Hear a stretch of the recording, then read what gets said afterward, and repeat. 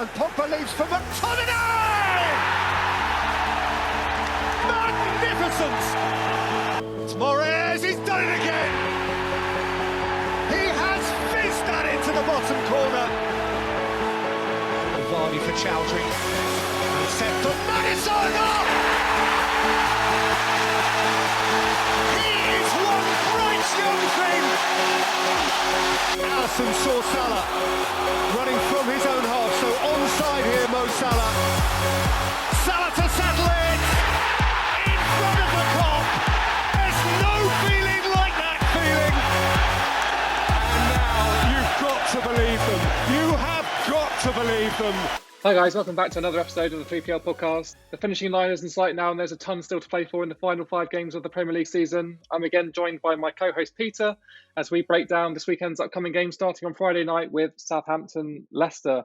A repeat of the FA Cup semi-final just gone. Obviously a bit of a crushing defeat, but back to league action now, and honestly, I'm not looking forward to this one too much. I think the last time we played Leicester City on a Friday night, a certain amount of goals went in and it was pretty memorable for all the wrong reasons, but I'm hoping it doesn't happen again this time, although I'm not overly optimistic considering how I've been playing recently. And honestly, Leicester's form has been impressive considering, I think they've had a bit of injury trouble there and they're almost relying entirely on Iheanacho at the moment with 17 goals from him this season, probably his career best, I think, at this point. And he's really helped lift the team when Jamie Vardy's not been delivering, when Maddison's been injured, when Barnes has been injured.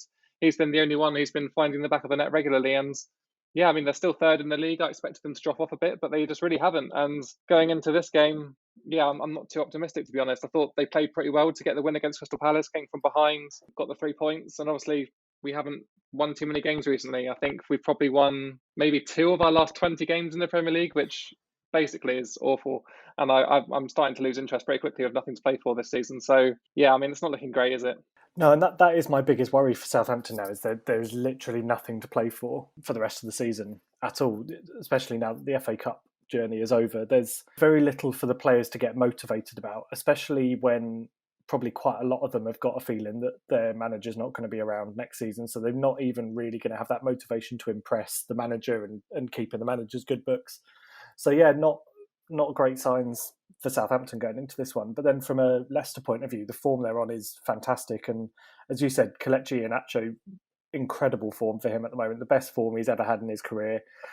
I think probably insiders, people around the Leicester training ground and certainly around the Man City training ground must have known that he had this kind of ability in him, because he wouldn't have been at Man City if he didn't have that, and Leicester wouldn't have signed him if they didn't have a good idea that he had the potential to play like this. And I think really all that he's been lacking has been a solid run in the team. And now that he's got it, you've got to wonder whether next season he's the main man starting ahead of Jamie Vardy at this rate, with Vardy getting older and Iheanacho showing the form that he is. He's definitely going to be in line to be replacing him as the main man. So he's done a fantastic job for himself, and if he carries on scoring goals at the rate that he's scoring them, Leicester are in a really good shout to stay in that top 4. And I think, honestly, now you'd have to back them to stay up there, third place with 5 games to go. I think they're 4-5 points ahead of 5th place, so they're looking pretty solid in that run-in. They're just got to hope they don't get some sort of classic end-of-season freak results. And if Southampton did win this game, it probably would be seen as a bit of a freak result considering the form of the 2 teams going into it. I don't think it's going to be a 9-0 like we had last time you played them on a Friday night, but I do sadly think that it will be a fairly comfortable win for Leicester, and I've gone for 3-0. I think sadly there's very little to get excited about Southampton at the moment, and I can't blame you at all for not being too excited about watching the games. Yeah, to be honest, I didn't watch the first half of the Tottenham game, and funnily enough, we actually, 1-0 up at half-time, turned it on at half-time, and we lost the game 2-1. So if anything, it's a bad omen for me at the moment by watching Southampton games, so I might give this one a hard pass on Friday night, especially considering we've lost our last 3 home games against Leicester as well, so really doesn't bode too well statistically. And with Iheanacho in the form that he is, like you said, he's going to be really difficult to stop. So I've gone for a very similar prediction to you. I've gone for 3-1. I think we might nick a goal just with that home advantage, might just see us get a goal at some point. But otherwise, I think it's going to play out exactly as you said. We're just low on confidence at the moment. Leicester are high on confidence. When 2 teams come together like that, it's only going to be one outcome, in my opinion. And I don't see too many points coming our way towards the end of the season. So this game is probably going to be a bit tough for us. But it should be an interesting game. And I'm just hoping the score is kept down a little bit because another 9-0 this season would probably just about kill off all the fans left in our fan base. I mean, that would be the ultimate humiliation, wouldn't it? And probably something that you'd never be able to live down. There's been a lot of talk. We've talked a lot about Ralph and the fact that it's probably coming to the end of his time at the club. But sort of looking more at the players on the field and the squad that you've got, I mean, obviously the summer there's going to be opportunity to bring in new players, but there's financial considerations there as well. What do you think, if you had to pick like 3 positions in the team that you need to strengthen that would give you a good sort of backbone to move forward at the start of next season, regardless of who the manager is and whether it's Ralph or someone new? Where do you see like being the key need to bring in some fresh faces or some more like solidity to certain parts of the pitch? Generally, the whole team needs a good overhaul. We've had the same squad of about 24 players for around 4 or 5 years now. Yes, we've brought in a couple of players every summer, but no one who's been a game changer for us. Probably our best signing in recent years has been Danny Ings, and he has produced the goods on many an occasion. But aside from him, you can't really think of too many others who consistently perform to a high standard. In my opinion, I think we definitely need to replace Danny Ings if he does leave in the summer. A goal scorer with some credibility, someone who's been around the leagues for a long time, and someone who's going to guarantee you 20 goals a season, someone of that caliber. They're difficult to find, but I'm sure there's someone out there that we can probably hunt down for a good price. My second port of call would be the goalkeeper position. We've got 2 goalkeepers at the moment who are probably as bad as each other.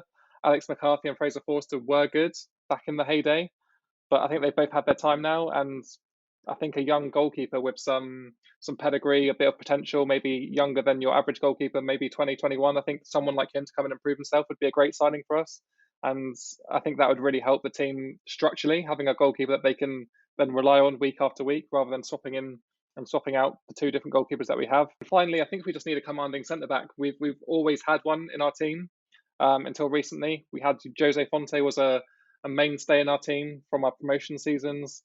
And then obviously when he left, we had Virgil van Dijk come into the team, and we all know how good he is now. So we never filled that hole. Yes, we signed Salisu last summer, but we get to see the best of him, I think. And I think if we really are going to push on as a club and as a team, as a unit, we do need a leader back there, because at the moment, yes, James Ward-Prowse wears the armband, but I don't really see too many leaders on the pitch. So I want a centre back with some leadership. And yeah, the other 2 positions, fingers crossed, they get covered too, because I think generally it's not a terrible squad, not a relegation team.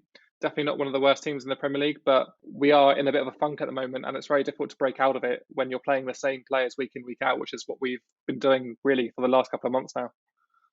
Yeah, and as you said, the squad's not horrific. You showed in the first half of the season that the squad has the potential to do really well, and providing they stay injury free and you've got the right players on the pitch. But often with this kind of situation, it takes a bad period of form for the club to realise that they need some fresh faces in there. And often it doesn't take that much. It could just take 1 or 2 new faces to bring in, as you said, a bit of leadership and command at the back, or a bit of spark in midfield, or someone that can just become a natural goal scorer again up front. And the whole team starts to play better because of that sort of introduction of a fresh face. So hopefully for your sake, the summer is sort of pans out the way it needs to, and some new faces come in and spark a revival for the start of next season. Yeah, that'd be nice. I mean, I'm not holding out too much hope. Something tells me we're going to stick with Ralph until at least the start of next season, which will be very interesting. But yeah, if he doesn't turn it around very early doors next year, I think he's going to be very quickly ushered out of the door. Yeah, absolutely. And I think probably he'll probably have to realise that he couldn't complain too much if that happened, based on the form that they've been in for especially the second half of the season. Okay, moving on, we've got Crystal Palace at home against Man City. So this is a game that should be fairly easy to predict, but my immediate reaction looking at it whenever I see Man City's name on the schedule for the matches is, oh my God, they only played 2 days ago. So how are they going to get up for this one? And they have had a ridiculous number of games this season, and that's the victory of their own success of getting so far in all the competitions. But, if you're Roy Hodgson and you're setting up the Palace team for this, they're 13th place in the league. They've not got a lot to play for. They're not going to get Europe, and they're not going to get relegated. They can afford to play with a bit of freedom. And they are coming up against a City team that were coming off the back of an important Champions League game midweek. They had a cup final at the weekend before. They had another cup final the weekend before that. There's got to be some fatigue creeping into the team, regardless of how much Guardiola rotates those players. So as much as it should be an easy one to call, I think there is a potential for an upset here. But I'm not going to tell you yet whether I've been brave enough to predict an upset, but I'm keen to hear your thoughts on how this one might pan out. Yeah, that would definitely be one of the bolder predictions this season if you go for a Palace win here. I do think City are starting to feel the amount of games they've had recently. I think you can definitely see it in some of the defending. They're definitely not maybe as strong in that defensive partnership, maybe from the goalkeeper back to the centre-backs, and that's probably spreading across the entire team at the moment. Whether that's fatigue related or just losing momentum by playing so many games in such a short time, I'm not too sure. But either way, you've probably not seen the best of Man City in recent weeks. Yes, they got the win against Aston Villa, but again, they had to come from behind, conceded very early on, had to battle back for the win. And then I guess the cup final, again, they weren't overly convincing. I think they dominated that game, but the goals weren't as free flowing as they have been most of the season. So I think on the face of things, Man City are in a good place this season. Obviously, still in the running for 3 trophies, which is still a pretty amazing position to be in at this stage of the season. But again, the amount of matches they're having to play is going to really start to tell. I think maybe not on this one necessarily. I think Crystal Palace is probably the game you would pick to play after a midweek Champions League game. But again, Crystal Palace can make it very difficult for you on your day. We saw how difficult they made it for Leicester on Monday night. Got the goal, went ahead. But I think they're just lacking that quality of holding on to leads, and obviously not used to winning games this season. So holding on to a lead away from home is obviously going to be very tough. But at home against Man City, we've seen them, pull out some good results in the past. I'm not sure I'm going to be as optimistic as you, though. I really don't see an upset here. I think Pep can probably rotate his team pretty comprehensively, probably field 7 different players in this game from the Champions League game and still come out with a fairly comfortable win, actually. So I've gone for a 2-0 Man City win. I don't think it's going to be convincing. I don't think it's going to be the amazing Man City team we've seen for most of the season by blitzing teams away. I think Palace will give them a really good game, but I can just see Man City having the quality on the day and getting those goals to win the game. It is a fair prediction because, as you say, City have got a squad and they've got the depth where you can rotate 7 or 8 players out and still field a significantly better team than what Crystal Palace have got. I think for me, a lot of it rests on Man City's result midweek in the Champions League. And as we're recording this, it's half-time and they're 1-0 down against PSG. If it stays like that and they're going into the second leg needing a win to come away with a victory over the 2 legs, then I can see potentially not just 7 or 8 rotations, but you could imagine Guardiola doing almost a full team rotation and resting every single player that he plans to play midweek, because they'll have the second leg against PSG just, I think it's 3 or 4 days after this game against Crystal Palace. So, they're sitting fairly comfortable at the top of the table. Man United drew against Leeds last weekend, so realistically any chance they had of catching City is gone. So if City do lose this first leg of the Champions League game, I could almost see Guardiola almost not throwing this game, but potentially viewing it as completely unimportant compared to their second leg tie against PSG. Having said that, I don't think he would go quite that cavalier, because I think he does have too much respect for the competition to completely just throw a game like that. I was sort of umming and erring over this one. I have gone for a 1-1 draw in this. I think I do see a lot of rotations. I do see City just having one eye on that second leg of the Champions League, one eye on their best chance they've probably had in years to get to the final of the Champions League. And I think really that's going to be their priority, and Crystal Palace could definitely benefit from that. Yeah, I could definitely see it happening. I mean, it's a very bold shout, and I'll be watching with interest on Saturday. But to me, I think even if you do change 8 players of this Man City team, and that's probably what they're quite likely to do. I mean, just listing off a couple of players they can bring off their bench, and Aguero, Mendy, Foden, Silva, Sterling even. I'm not sure he's playing tonight. So all these players can come off the bench, and there'll be more than enough, I think, for Crystal Palace. So it'll be very interesting to see. Like you said, though, Crystal Palace will be well up for it with nothing else to play for this season. They'll see this as a big game for themselves. So yeah, anything can happen in the Premier League, as we've seen many, many times. Yeah, absolutely. And you think some of those Crystal Palace players will be looking at this as a great opportunity to sort of prove their worth. And there's been a lot of talk about Crystal Palace's squad. We were talking about what Southampton need to do in the summer, but Crystal Palace have got a very, very old squad compared to a lot of the teams, and a huge number of players out of contract in the summer. So we're likely to see a significant overhaul. And I think a lot of those players will be playing for their place in the team, playing for that new contract. So there's definitely some potential for some sort of players to hit a bit of form that we didn't expect from them, and obviously try and fight to get their name on the sort of the list of players to re-sign, rather than the ones that are going to be shipped out the door and potentially looking for another club come the summer. All right, moving on then, we have Brighton versus Leeds. Brighton looked to be turning the corner this season with some really good results recently, but then all of a sudden they kind of hit a bit of a rough patch again, as we've seen pretty much consistently this season. They've been consistently inconsistent. I mean, some of their results have been really impressive, but then you look at their loss at the weekend to Sheffield United, a team who got relegated last week, have nothing to play for, and you can't manage a goal. A really poor result from them there. And I was really surprised by that as well, because it looked like Brighton were starting to find their better form, but just like that, a 1-0 loss against Sheffield United, and things start to look pretty bleak again for them. They're kind of stranded in 17th place now, just one place above the relegation zone. Yes, they'll be safe there because Fulham look to be too far away from them in terms of points to catch them and move out the relegation zone. But yeah, it's really not a positive result for them going into the last 5 games of the season. And they're coming up against a team in Leeds who are almost riding the opposite wave to them. They've really found their best form late on this season. There's some really impressive wins away from home. Obviously, the win against Manchester City was the highlight, but they backed it up with a draw against Liverpool and then another draw against Manchester United. So I think those 3 results there, you look at them isolated and they're amazing results no matter what club you are. And for a team that got promoted this season, it's just really impressive. And it's credit to Leeds and the way they've been playing because they haven't differed from their game plan once this season. We've seen them take it 2 teams. Yes, we saw a little bit of a variant against Man City where they sat back and really relied on that counter to get the goals. But aside from that, they've really been true to themselves. And, some of the players they have in that team are just, great to watch. And it's credit to Bielsa for getting this team really to a level where they're a top 10 Premier League team. And that's something that they probably aimed for at the start of the season. But realistically, did you think they were going to get there? I mean, I didn't. But yeah, fair play. And I really do expect this to go Leeds' way, actually. Yeah, they're definitely going to go down in history as one of the best promoted teams, first season impact. We've seen teams come up before and finish higher in the league than Leeds are currently sat. But I think in terms of the way they've played and the impact they've had and the results they've managed against some of the bigger teams, that's definitely something to remember them by. And I could be wrong with this. I think the stat I saw was that they've only lost one of the games at home against the Big Six, or like the sort of the classic Big Six. And that really shows a huge amount of strength in the team. For a team that's been in the Championship the season before, often the games that they do falter in are the ones against the real world-class players that they've just not come up against for a while. But they've really held their own in those games and they deserve a lot of credit for that.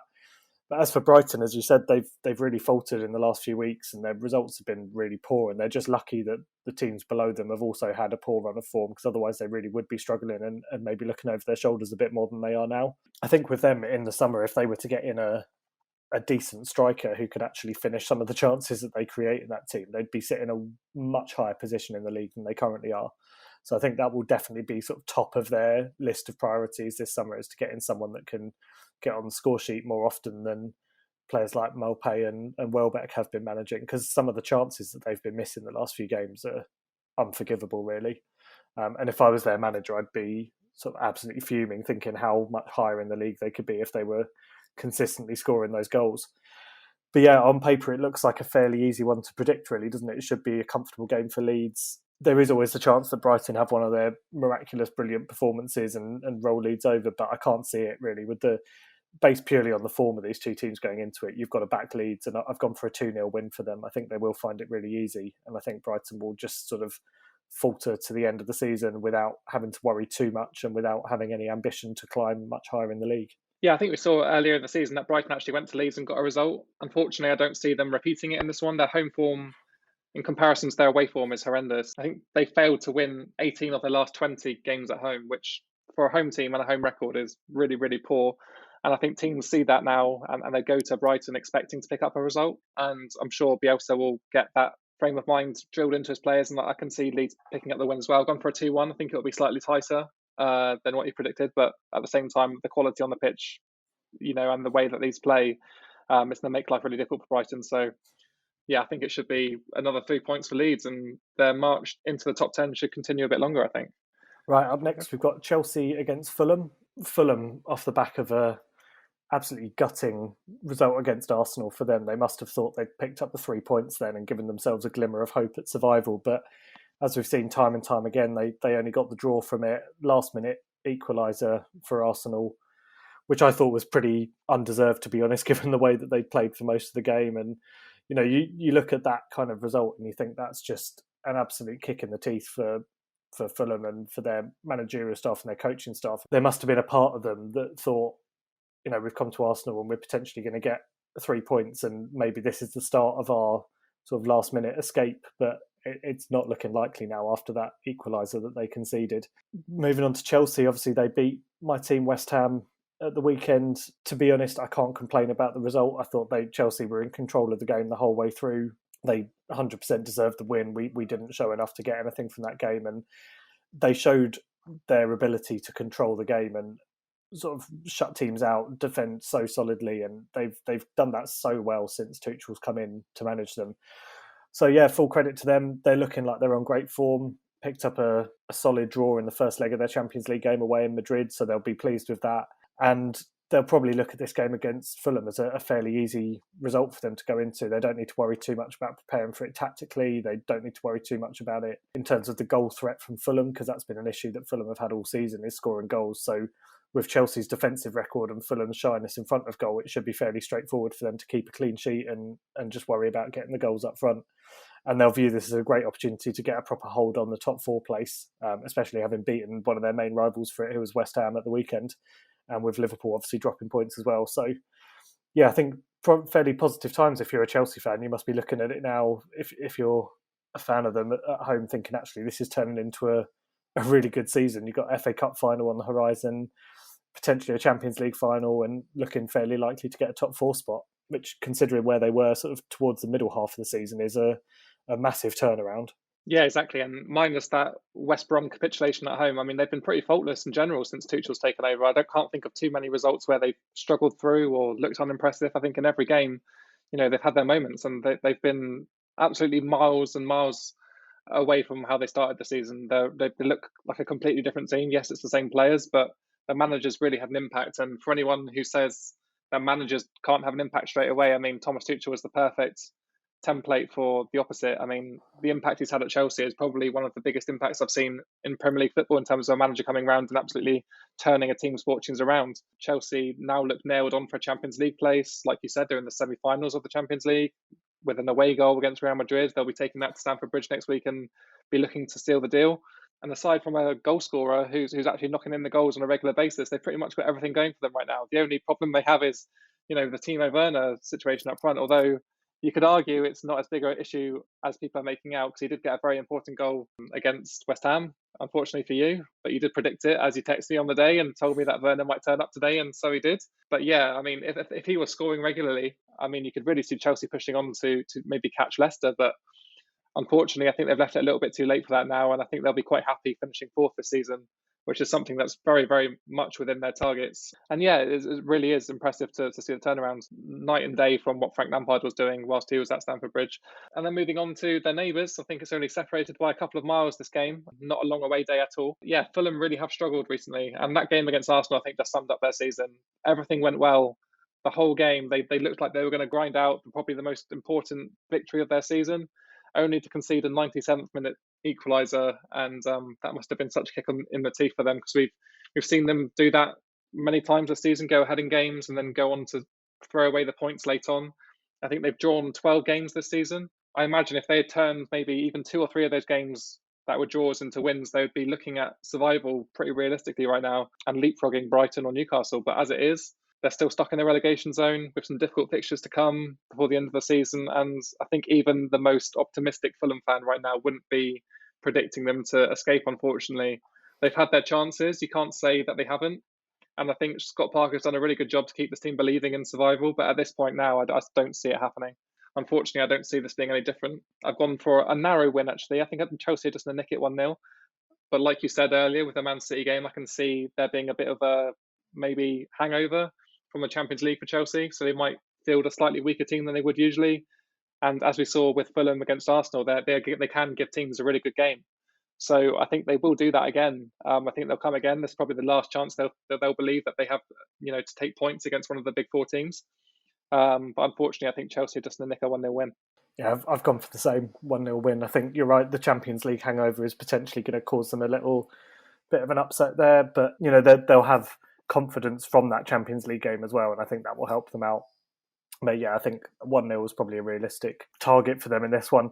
In terms of Timo Werner, who you mentioned there and his goal scoring, I mean, if you're Thomas Tuchel now, what do you do with him? Because he's time and time again, he's missing these golden chances that if he was putting them away, he'd easily be on 20 goals a season by now. I mean, the one he scored against West Ham, but the one that he missed was an absolute shocker. I mean, I'd looked away. I was convinced it was 2-0 and then sort of heard the commentator sort of gasp in horror at it.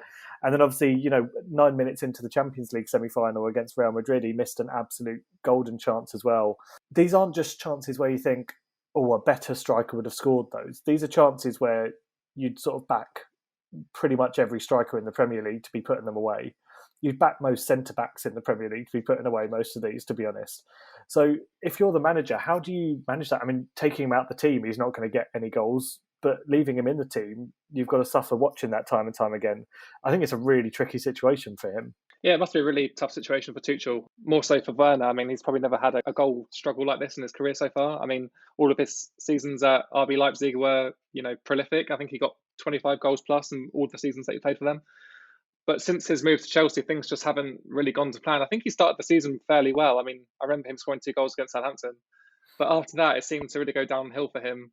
And I don't know whether now it's like more of a confidence thing, because he's getting himself into the right positions. You can't argue that he's not doing that as a striker and getting into the right areas to score goals. It's then applying that killer touch, which, strikers are almost signed for. That's why you spend the big money on them, because they're instinctive, they're clinical. But unfortunately, it doesn't really seem like Werner's really believing in himself at the moment. And I think that's the main thing. I think it's all down to belief and confidence, because that he was confident when he was playing for Leipzig, so he was scoring goals. But I think at Chelsea, he's just finding it really difficult to adapt to maybe the style of Chelsea's play, knowing the pressure that's on him to score those goals. I think the Premier League obviously brings that amount of pressure anyway, being the biggest league in the world. But yeah, it's been a real struggle for him. And I think it's credit to Tuchel that he's really stuck with him and showed faith in him. He started a lot of games under Tuchel already, and I expect him to keep doing so, because as a manager who's come into a club who have spent 50 plus million on a striker, you can't then just go and isolate him from the squad and then hope he's going to get signed by someone in the summer, because it probably will lose the club a lot of money if they were to sell him on. I've heard a lot of rumours this week that they're looking to ship off Tammy Abraham and Giroud in the summer.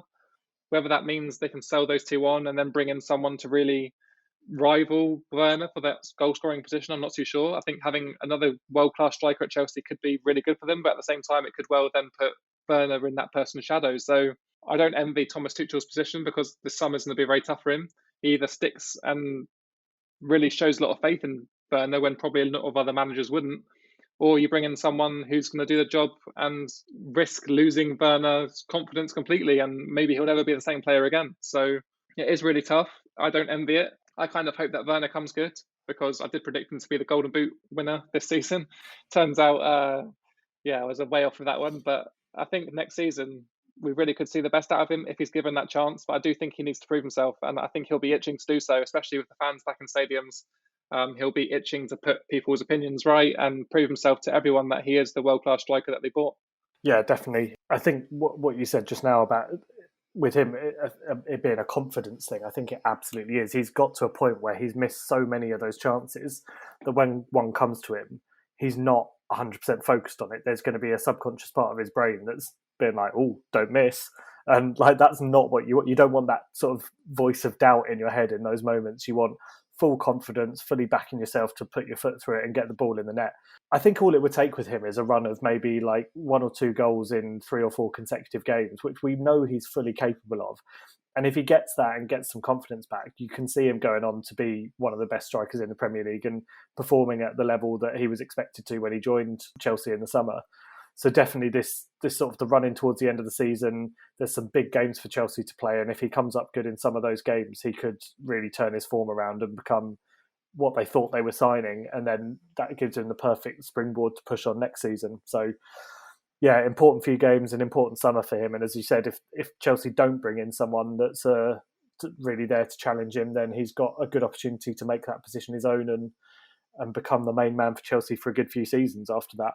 All right, moving on then, we have Everton versus Aston Villa, 2 really established Premier League teams in very similar places in the Premier League at the moment. Everton sitting in 8th, Aston Villa in 11th, but they've been on the slide recently, mainly due to the absence of Jack Grealish. We bring it up every week now because he is that integral to their side. But unfortunately for them, they've only won 2 of their last 11 without him. And it really is starting to show, I think, at this point, because he is that integral to them that when they don't play well, it's very evident that he's not on the pitch. Obviously, earlier in the season, they were flying. They were almost in contention for Europe. Obviously, we saw their dismantlement of Liverpool. But yeah, since then, they just haven't looked the same. And I think they're starting to struggle towards the end of the season now, because without him in their team, there's very few other players that you can rely on to get the goals. Ollie Watkins' goals have dried up as well. I think those two were really important together at the start of the season. But unfortunately, without Grealish, you don't get Watkins goals, and without Watkins, you don't get Grealish, I guess. So it's a shame for them. I think they'll probably slip down a bit further this season. They're currently sitting in 11th, but I can see them without Grealish. I don't know how bad his injury is, but it doesn't really seem like he's in and around the squad at the moment. So without him, I think they might struggle for a bit longer. Coming up against Everton, who are a team who have been prospering more away from home this season. I think they've got one of the better away records this season. Obviously picked up a huge win against Arsenal last week. I think it was their first win against Arsenal since 1996, which is a pretty crazy stat. Again, I think another team did that this season and went to Arsenal and got their first win there for quite a long time. But it seems all these milestones keep getting broken when fans aren't in the stadiums. But for Everton, I think this is a really, really important game. Obviously, they're on the brink of European qualification. They've got a game in hand. And they know if they can pick up their home form, they'll be well in contention for that Europa spot. But unfortunately for them, they just haven't been performing at home for some reason. Whatever the reason is, they just seem to prefer playing away from home. If they were to turn that around in the last 5 games of the season, they'd definitely be there or thereabouts. I think they're only 4 points off West Ham at the moment, which is pretty crazy with the game in hand. They could easily even leapfrog West Ham. I mean, I don't want to say it because it seems unlikely, but it's definitely a possibility for them. But yeah, if they can sort it out, I think they'll be there or thereabouts. It's just a case of getting over that stigma, whatever it may be, of playing at home, because it really does seem to be hindering them at the moment. Yeah, it definitely does. And they're two teams really going into this game who both were tipped to sort of be finishing solid top half and pushing for Europe, and both of them have kind of slipped away from that. But you'd have to say if you look at the two teams now, there's only one really that's got that chance of pushing for it, and that is definitely Everton. Aston Villa's form has really dropped. As you said, there's one very clear reason for that, which is unfortunate for them. But I think at the same time, it does show that as good as they were at some points at the start of the season, they were just really heavily reliant on one key player. And if you've got that kind of situation with your team, you're never going to be able to really push for the very top positions because you're just too reliant on one single position and one single player. Whereas Everton have sort of faltered throughout the season, haven't they? They've had great games, they've had really poor results, but now they're looking like the one team out of those two that probably will push on and get something at the end of the season. You'd probably back Everton if you were going to back either team in this. As it is, I've gone for a 1-1 draw. I don't think either team has really impressed me much at all with their last few performances. And although Everton have impressed me more than Aston Villa, I think overall, I think the two teams will cancel each other out and it will be a fairly miserable game, to be honest. So yeah, just going with a rather boring 1-1 draw. Yeah, I've gone for the same amount of goals, just a different result. I've actually gone for a 2-0 home win for Everton. I think eventually they will get over this hurdle of playing at home. I mean, it seems like almost like a non-important fact at this point that they aren't winning at home, but I think it is going to be very important in the run-in, especially. So if they can get a win here, I think it'll help them build momentum towards the end of the season. I do realistically think they can make Europe. With that game in hand, it will be crucial for them to make the most of it. But yeah, I mean, they're well placed. And with a manager like Ancelotti, you would expect him to be able to pump the players up and really convey that message that they're in with a good chance of playing European football next season. So yeah, I think a 2-0 win for Everton is on the cards. Right, moving on to our next game. Newcastle against Arsenal at St James's Park. Newcastle have had sort of a couple of really good results recently, haven't they? I mean, their form is really good going into this game. They've only lost one game from their last 6, picked up wins against Burnley and West Ham, and then obviously that very, very late equaliser against Liverpool in their last game, which got them a very valuable point in their battle to survive relegation. And a few weeks ago, we were talking about Newcastle being one of the prime candidates to drop down into the relegation zone, and their form was really poor. They just lost 3-0 to Brighton, which was a huge result in that sort of run-in. But as it's turned out, the points they've picked up since then have probably secured their Premier League status for another season. Joe Willock has come up huge for them in the last couple of games, scoring winners off the bench in both, a winner against West Ham off the bench in that game and then an equaliser against Liverpool. So he's proven his worth as a signing for them. So they'll go into this game against Arsenal with a lot of confidence, especially seeing the way that Fulham gave Arsenal a tough time and then obviously Everton getting the win against Arsenal as well. So you'd think Steve Bruce will be viewing this as another opportunity to potentially take a scalp of a big club and maybe even push up towards nearer to mid-table rather than relegation zone if they carry on picking up points. And it's not something I thought I'd be saying a few weeks ago, but I have to say their form has really turned around and I've been pretty impressed with them in the last few weeks. Yeah, I mean, it's been an amazing turnaround, really. I think we saw that 3-0 result against Brighton and just wrote them off. I mean, I think we were right to, considering the form they took into that game. But since then, I don't know what Steve Bruce has done or said, but something's changed in this Newcastle team. Yes, they've had a couple of players returning to injury, but I don't think it can be solely that. I think there's more to it than that. And honestly, the results they've had in their last 4 games, if they'd produced those kind of results all season, they'd be comfortably mid-table, or if not better. And I guess it's frustrating as a Newcastle fan to see that this team is capable of performing to a high level. They just haven't seen it for 3 quarters of the season, which is why they're in 16th in the Premier League. But yeah, those results they've had recently, especially the one against Liverpool, I thought was impressive, especially going to Anfield, hanging in the game, and then obviously nicking a draw right at the death was a great character builder for them. And I'm sure they'll be fancying their chances against Arsenal, not only because Arsenal are in action in the Europa League in the week, but also because they've picked up some great results against good teams in the last couple of weeks. They got a draw against Tottenham, a 3-2 win against your side, West Ham. So, yeah, I think they'll be full of confidence and they'll be expecting to get something out of this Arsenal game. As for Arsenal, I mean, that loss against Everton at home is a bit of a disappointing result for them, and considering they were starting to build momentum again, that 3-0 away win against Sheffield United looked like they had it back on track in terms of getting up the Premier League table. But then, the draw against Fulham was a poor result, especially going 1-0 down and having to fight back into the game like they did. And then backing it up with another poor result against Everton, a loss at home. So I think they do definitely have a couple of eyes on the Europa League at the moment. I would say they're probably prioritising the Europa League at the moment. I expect them to name a very strong team tomorrow night against Villarreal. But in this game, I can see them resting players again, because if you don't get a good result in that leg, then you've got to have a full strength team for your home leg next week. So to me, I think this is a very, very good opportunity for Newcastle to get something out of this game. I think Arsenal will probably be tired. They think they probably can go to Newcastle and get a comfortable win, but I think Newcastle will make it really difficult for them. Something tells me Newcastle might not quite get it done, so I've gone for a 1-1 draw, but I do think Newcastle will get something out of this. Right, so this is the opposite of the last set of predictions we've done then, because I've gone with an Arsenal 2-0 win, while you've gone for the 1-1 draw. Yeah, although I've been impressed with Newcastle, I feel like the form that they've had has been good, but if it was down to real ability of that team and down to the team in general being a sort of having the ability to get those results over the course of the season, they wouldn't be where they are. I still think fundamentally there's some massive flaws in that team. I still don't think fundamentally Steve Bruce is a good manager to be in the Premier League at this point of his career. And I think Arsenal have, as you said, they had some good form prior to their last couple of results, and they definitely will look at the this game as an opportunity to pick back up that form and get back up to the sort of their late push to try and achieve at least some sort of Europa League football if they can get it. I don't think they'll get it, but that will be their goal, and that will be what motivates them for the rest of the season. So yeah, I think they'll probably get the 3 points in this one and try and push on with their last few games and probably aim to get maximum points between now and the end.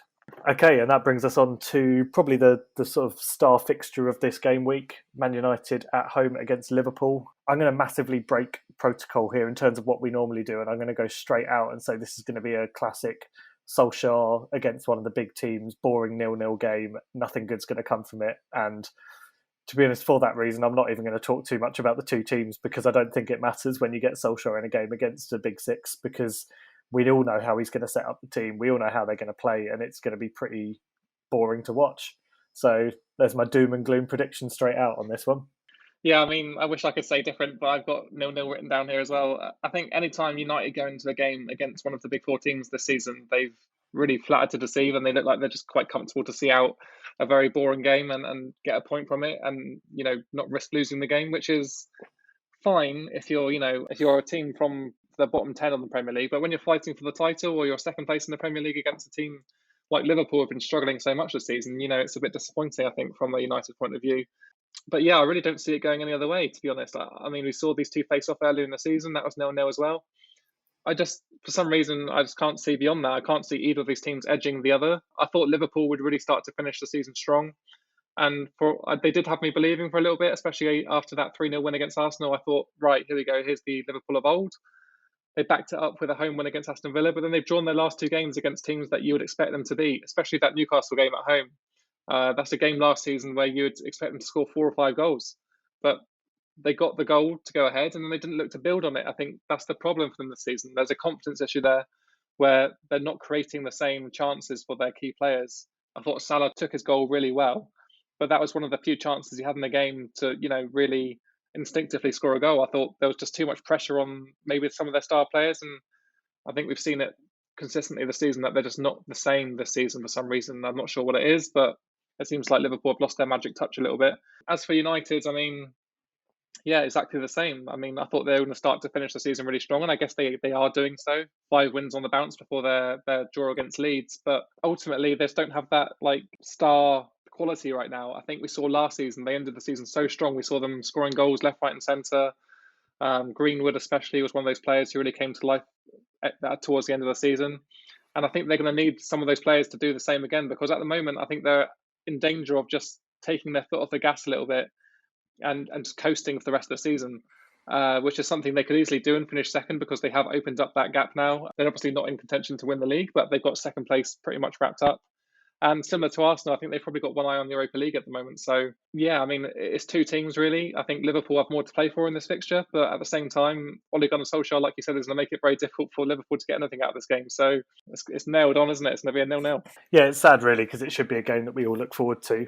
And I think, to be honest, I said exactly the same thing when this fixture was reversed earlier in the season, that it is a shame that we're going into these games expecting a bore draw, but unfortunately it's the way it is, and you'd probably be a bit mad to be predicting anything other than a very closed game with not a lot happening. So sadly, that's the way I think it's going to go, and it's not going to be the most entertaining fixture of the weekend, even though it should be. Although moving on to a game which could well be quite an entertaining game, Tottenham are taking on Sheffield United, and yes, Sheffield United got a good win against Brighton, but obviously they're relegated now. They've got nothing to play for, whereas Tottenham have now got a new manager, interim manager or not. He's still a new manager, but obviously got different ideas, potentially picking different players in the lineup. And you'd think that with the players Tottenham have got going forward, especially with Bale potentially now playing a bit more of a role now that Mourinho's gone, this could be a bit of a goal fest for Tottenham turning up to already relegated Sheffield United. So this is one that I'm actually quite looking forward to.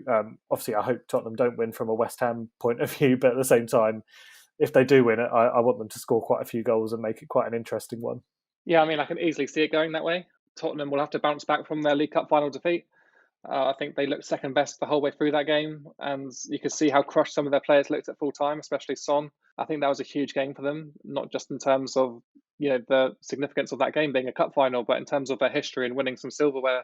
I think that's what some of their players really want to do in that team. That's why players were signed. That's why they've signed long-term contracts. They want to win trophies at Tottenham, and again, they were let down. I thought their performance was flat. Don't know whether that was because they lost Jose Mourinho in the build-up to this match, or whether Ryan Mason came in and just didn't quite have the experience or the character to really pump the team up for what was a massive game for them. And it's going to be a real show of character for him to see if he can really pull this team round, because at the moment I can see Tottenham maybe sliding down the table a little bit. I think when you sack your manager out of the blue, bring in someone with very little experience and expect to perform to a similar level what you were doing before, I think it's quite unlikely.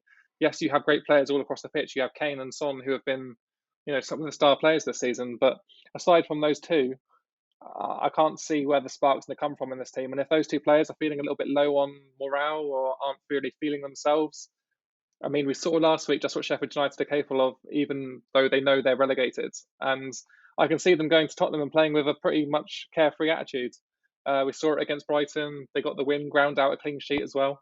So personally, I think this is going to be a much more enticing game than some might think. I think it's going to be one of those games that people will sleep on this weekend, but I think it has the potential to be one of the more entertaining games, to be honest. I've gone for a 3-2 prediction, which is bold, I know, but you look at Tottenham's fragility at the back and you look at Sheffield United's maybe confidence coming out of that Brighton game. I can see Tottenham getting the win, but really struggling to overcome what will probably be quite a boosted Sheffield United team. So entertaining game, but yeah, I think Tottenham will just about see it out for a big win.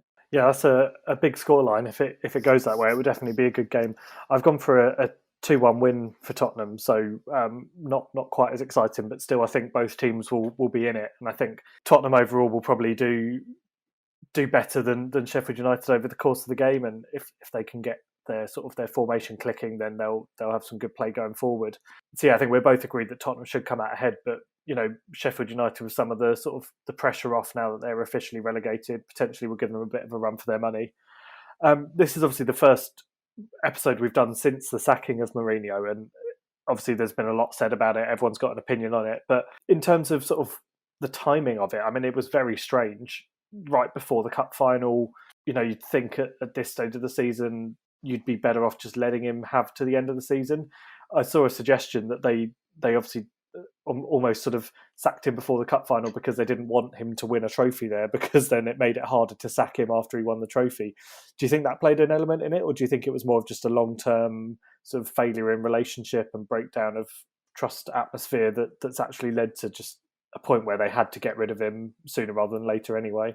Yeah, I mean, I've heard quite a few different things, whether it be on social media, whether it be on different news websites. Two different permutations, I guess. This was all when the ESL was breaking out. The news was coming in thick and fast. And obviously, the morning after, I mean, one of the rumours is that Jose Mourinho refused to train that morning, opposing the ideas of the Super League, and that Daniel Levy didn't take too kindly to that, so sacked him off that way. I think that's probably a little bit too romantic as a football fan to think that. I think there's a bit more going on than that. I think if you think that that's the only reason he was sacked, then there's probably something a bit wrong with you as a fan, maybe a bit deluded. But personally, I think the other story that I've heard is more accurate. I think they knew that if Mourinho won a trophy, especially this one, then I think sacking him after that would have been very difficult.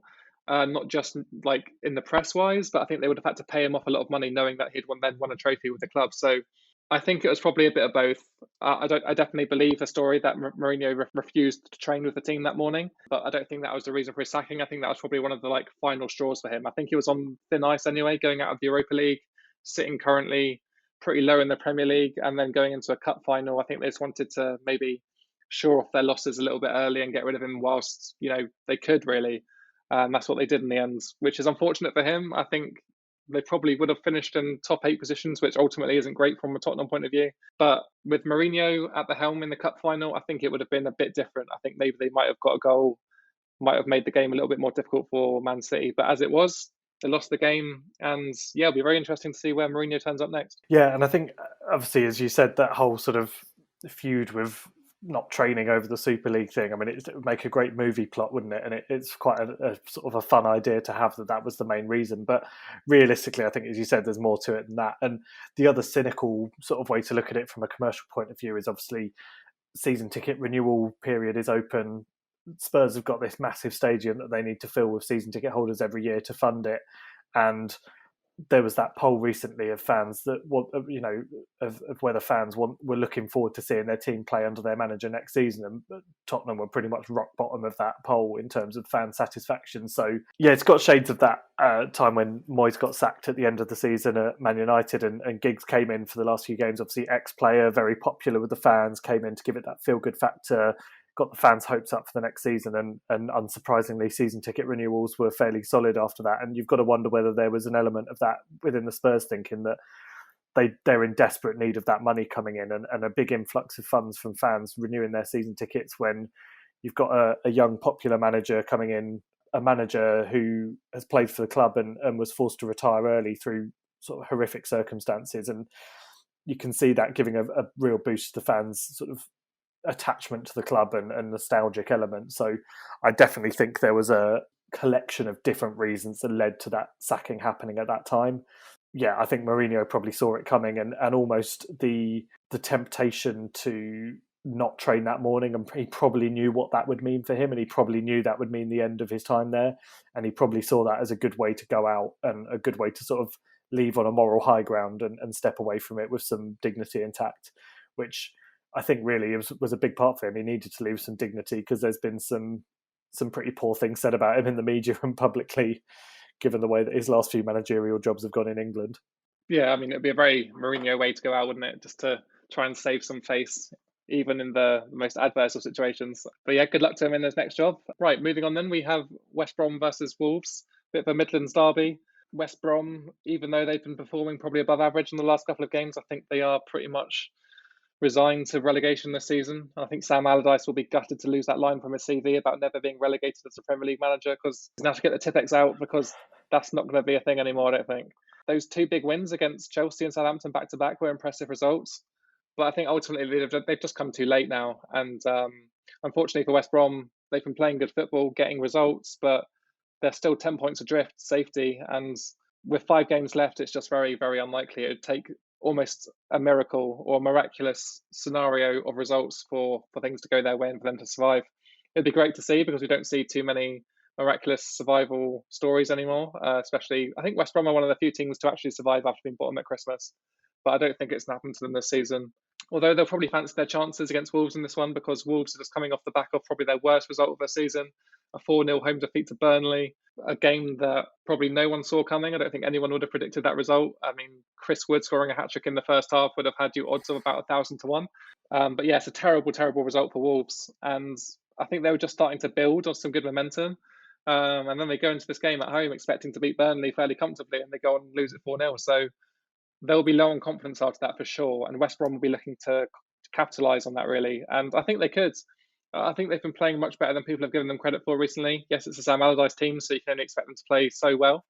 But they've got a couple of players there, especially Pereira and Diagne up front, who look to make things happen more often than not. And I think providing they're scoring goals, they're going to cause teams problems. So I'm expecting them to get something out of this. I've actually written down 2-2, but I'm more siding on West Brom. I think they really could capitalise on the weakness that Wolves showed last week. So I'm actually going to change my prediction and go 2 on West Brom. Very nice. Confident prediction. Yeah, I do think with Wolves, there's going to be some real doubt in their minds going into it after that, as you said, that sort of horrific result against Burnley. It's weird because it was when Wolves played against West Ham and we beat them 3-2, scored all 3 goals in the first half, their defence was absolutely shocking. And I remember thinking at the time, like, if Wolves play like this to the end of the season, they're going to be on the end of some trouncings. And then they followed it up with 2 clean sheets and 2 1-0 victories against Fulham and Sheffield United. And I was like, oh, maybe they were just having a bad day at the office. But this game against Burnley really showed that defensively they've got some real problems at the back there. There's clearly something's not quite clicking at the moment, and they were probably lucky that the teams they were facing in that gap were Fulham and Sheffield United, who are pretty goal shy themselves. But yeah, as you said, a Chris Wood hat-trick in the first half is not a good sign for your defenders, is it? That's definitely not something that should be happening. So yeah, it's an interesting one coming into it, and I think Wolves defensively are going to be shaky in this one as well. So West Brom will definitely score, but I think also Wolves will capitalise on West Brom's defensive shakiness. So I've actually gone for a 2-2 in this one. I think both teams will score. Both teams will make it difficult for each other, and it could be quite an entertaining game, hoping for like maybe a last-minute equaliser or something for one of the teams. Okay, and then following that game on Monday night, we have your team in action against Burnley, the team that dismantled Wolves last time out. Yeah, I mean, it'll be an interesting game for you. You're coming off 2 back-to-back losses now, probably for the first time in a while this season. 2 games that you are involved in, definitely could have got something out of them. I think that Newcastle one will hurt a lot more than the Chelsea one. The performance just wasn't really there, and you gave Newcastle far too much, I guess, time and space to get the goals that they eventually won the game with. The Chelsea game was a bit different. I think the injuries are really starting to play some part in your season now. I think missing Rice in the middle, Antonio up front, and Creswell in defence. Those 3 players are irreplaceable in that team. You can put in whoever you want and expect them to do the same job, but it won't happen. And I think there was just too much pressure put on Jesse Lingard to perform again. And as good as he is, and as good as he's shown to be, I don't think he's going to be able to be that guy who's going to win games on his own for you this season. This is a tougher game than it looks, I think, for West Ham, especially coming off the back of 2 losses. Burnley obviously going to be very high on confidence after that 4-0 win against Wolves. And I think going to Turf Moor, regardless of whether there being fans there or not, on a Monday night, isn't it going to be particularly fun for your team? Especially when Chris Wood's banging form, he's going to give your centre-backs an absolute nightmare. Yeah, I've actually gone for a 1-1 draw. I don't think that would be a horrible result for West Ham. I just do think Burnley are starting to prove that they're a little bit more than pushovers this season. And at home, yeah, I think they're just a little bit of a different beast. So unfortunately for you, it's more drop points for West Ham, in my opinion. Yeah, I have to say, it wouldn't surprise me massively. Turf Moor is not somewhere that we like to go historically. It's a difficult ground for us. It's not a fun place to be. And Burnley are definitely on some good form coming into it. So it wouldn't be a massive surprise if they did take points off us. Yeah, as you mentioned, it's the first time actually all season that we've lost 2 games in a row since the opening 2 games of the season. So it's been a long time since that's happened. I definitely can't complain about the Chelsea result, as I said earlier when we talked about them. But the result against Newcastle was horrible. It was entirely our own fault, as well as Newcastle did in that game. They didn't deserve to win it. We gifted them 2 goals in the first half. came back, got back to 2-2, and then the goal that they scored for the third, fair enough, it was a good goal, but they should never have been in the lead in the first place, or been in a position where we had to fight back to get it back to a level position so late in the game. So, yeah, that really hurt, because that felt like one of the first times in a long time that we've actually thrown a game like that. And I've got to hope that was sort of like a lesson learned for us. I don't see that kind of defensive mistake happening again this season. I think we've seen the worst of it now. And the good news for us is I think a lot of the injured players are coming back. Creswell should definitely be back for this game against Burnley on Monday night. There's quiet rumours that Declan Rice is well ahead of schedule and potentially could make it for the game, but more likely would be targeting the fixture after that. And also quiet rumours that Antonio is not as far off being back in by the end of the season as we first thought. So that could be a massive boost if some of those key players come back, because as you say, they've pretty much, if you take those three and add in Jesse Lingard and Thomas Souček, they're basically the best players that we've had all season. So to lose 3 of your 5 best players is a pretty massive deal. So yeah, it's going to be an interesting one. I can see a draw. I wouldn't be surprised with a draw, but I'm going to have to back the team and go for a 2-1 win for West Ham. I've got to the point of the season where I think I'm just going to back us to win every game and hope for it, because that's what we need to get European football. And I feel like I'm being treacherous to the team if I bet against them at this stage. They need all the backing they can get. So I'm doing my bit in the push for Champions League or Europa if it comes to that. Yeah, and I think that's totally realistic for you as well. I've just looked at your last 5 fixtures of the season. I mean, after this Burnley game, you face Everton. I mean, arguably a tough game. But after that, you face Brighton, West Brom, and my team, Southampton. So you would think out of those games, you're at least going to win 4 of them. And if you don't, I guess you'd be pretty disappointed of a West Ham fan having gone this far into the season, beating pretty much everyone in and around you, to then drop points against teams who are significantly lower than you in the table when it really means something would be disappointing. But yeah, I think statistically you've got the easiest run-in of everyone in the Premier League. So I would be optimistic if I was you too. And even a draw in this game wouldn't be horrible if you go on to win the rest of your games this season. So yeah, I mean, it's still reason to be positive as a West Ham fan, I think. But yeah, I think it could be a tough game on Monday night. Yeah, and as you say, a draw wouldn't be a terrible result. I think realistically, the aim has got to be Europa League football now. I think Champions League sort of slipped out of our grasp with those 2 last defeats, and we're now relying on other teams dropping points, whereas before it was in our hands. And it's a very different position to be in psychologically, to have to go out and win your games and hope that the other teams lose as well. So realistically, as much as Champions League would be incredible, and you'd be stupid to say I don't want Champions League, in terms of realistically what's best for the club, I think actually Europa League next season would be a much more realistic option. It's all well and good getting into the Champions League, but then when you lose every single one of your group stage games, because realistically we'd have probably Bayern Munich or PSG or someone in our group, are we actually going to achieve anything? Probably not. Whereas Europa League, there's then potentially a chance to get to the knockout stages and have a bit of fun there. So it's still going to be exciting towards the end of the season. I just hope that we don't do exactly what West Ham always do and bottle it right at the end. It is literally in our song, Fly So High, Nearly Reach the Sky, and then like my dreams, they fade and die. So it wouldn't be the most surprising thing if we ended up finishing 8th or 9th and missing out, but I've just got to hope that we solidly pull through and get the results in what are definitely winnable fixtures towards the end of the season. All right, that brings an end to this episode of the 3PL podcast. We'll be back again in a couple of weeks' time to preview more games in the Premier League as we approach the final 5 games of the season. Until then, make sure you're following us on social media. That's Facebook, Twitter and Instagram. And also make sure you are subscribed on YouTube to never miss an episode. We'll catch you all again in a couple of weeks.